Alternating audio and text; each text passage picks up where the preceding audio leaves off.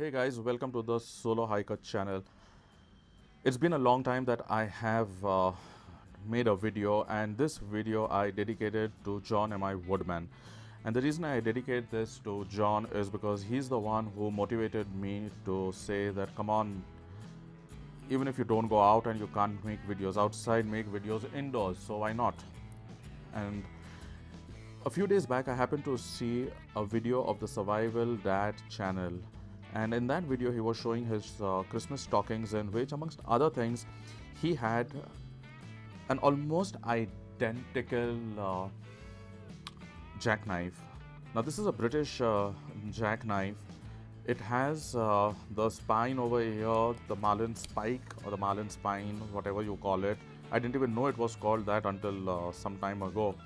But I have used this to break ice. I have used this to anchor it into a tree and then hang my rucksack over it. I have used this as a climbing support when I have been climbing steep hills. So you just put it like this and anchor it in, and it helps you to climb. Of course, doesn't have a big handle, so it's not possible for big people to do it because of the sharp edge that could hurt. But then when you're a 10-year-old kid, it's okay, you can really do it, and I have done it. So this is one tool that it has.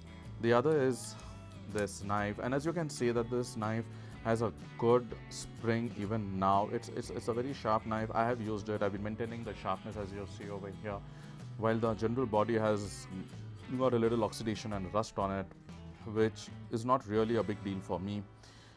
I still keep using it. So this little knife, I use it for splicing wood, making shavings, and cutting vegetables and meat and all sorts of things. So this is the knife here, and wow, this is tough. This is tough. Okay, this is the tin cutter slash bottle opener. I have used it to cut tins of tomato juice. I've cut tomato soup. I have cut baked beans, all sorts of things, cans, sardines. I've used it to cut that. Of course, now I don't use a lot of tinned food. I prefer to make fresh food. And on this, there are some markings which, if the experts in antique knives can decode and mention in the comments, it would be good. Or if you, my dear viewers, if you all know anybody who is a knife expert who can decode this and say, probably this mentions the manufacturing company, this mentions where it has been manufactured, the year, and things of that sort. Now, let me try and show it to you by bringing it closer, and you can see that. Okay, so there's a marking over here, and then over here you can see the marking. Once again, let the camera focus. Yeah, there you go. Okay, so there you have it. This is also the SR, but these were the only things, and I believe the British Navy used to use this. This was a standard issue to the British Navy.